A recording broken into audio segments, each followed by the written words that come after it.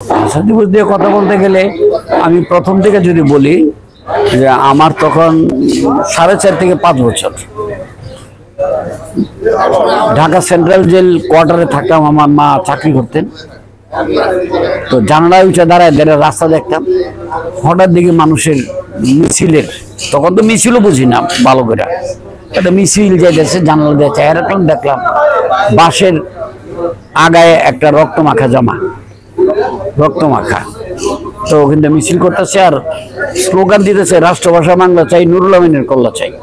নুরুল আমিন বলতে আমাদের এক বাঙালি ছিল জিন্না, মোহাম্মদ আলী জিন্না, যখন বলছিল যে Urdu shall be the national language of Pakistan, এটাকে সাপোর্ট করেছিল নুরুল আমিন।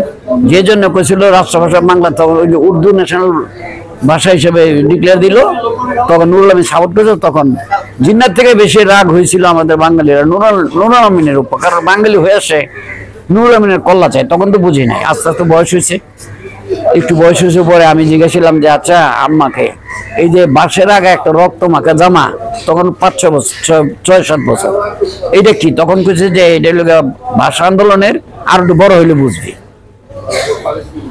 তারপর আস্তে আস্তে বড় হইলাম, সব জানলাম, বুঝলাম। আমি কুমিল্লা হাই স্কুল থেকে 1965-এ মেট্রিক পাস করলাম।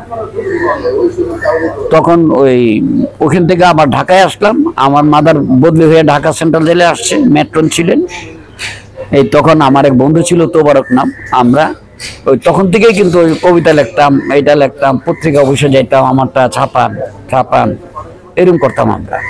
তো আমরা আর একটু বড় যখন হয়েছি তখন একটা স্মরণিকা বের করলাম 21শে ফেব্রুয়ারির ভাষা আন্দোলনের। স্মরণিকার নাম ছিল দূরবীন।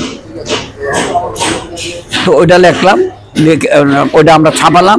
ঢাকাতে কষ্ট বেশি, আমার বাড়ি আমার বন্ধুর বাড়ি দুজনেরই ব্রাহ্মণবাড়ি। আমরা মামুর এক প্রেসে গিয়া, তখন তো আর মানে ডিজিটাল ছিল না, ওই যে বক্স বানায় লেখা সরেওর একটা বলতো, আমার সরেও তারপরে মোটা বাড়ি করতো লোহার স্টিলের, ওইটা বসায় আমার এইভাবে একটা বক্স বানাইতো এক পাতার মতো, ওটা বক্স বানায় তারপর এটা প্রেসের ইয়েতে সেট করে তারপরে ওইটা ছাপাইতো। ওইরকম করে আমরা একটা ম্যাগাজিন বের করলাম।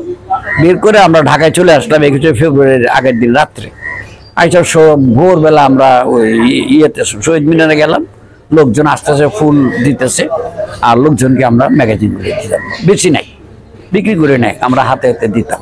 তারপরে 52 থেকে 72 এরকম করে অনেক স্মরণিকা বের করেছি। এগুলি নিয়ে ভাষা আন্দোলনের প্রতি যা ঘটনা ছিল আমরা ভালো করে রপ্ত করলাম, পড়াশোনা করলাম। ভাষা আন্দোলনের সালাম, জব্বর, বরকাত, ওদের গুলি খেয়ে মরছে, ওদের 3 জনেরই একজনের রক্তমাখা জামা ছিল, যেটা আমি পরে ধারণা করছি। ওইটার কনফার্ম হয়নি রক্তমাখা জামা না কারে, ওরাই তো গুলি খেয়ে মরলো, একটা হবে। তো এরপরের থেকে ভাষার প্রতি তো একটা আলাদা একটা আমার হৃদয়ে জাগছে। এবং এই যে মোহাম্মদ আলী জিন্না, এখানে তো আর কোনো গালাগালি করার জায়গা নাই, তো গালি দিতাম। ওকে বলে কায়েদ আজম মোহাম্মদ আলী জিন্না, কায়েদ আজম। অনেকে বলে কেন বলবো, কায়েদ মানে জাতি, আজম মানে প্রধান, জাতির প্রধান মোহাম্মদ আলী জিন্না, সে তো আমাদের জাতির প্রধান ছিল না। তো কায়েদ আজম মোহাম্মদ আলী জিন্না বাঙালিরা বলবে কেন?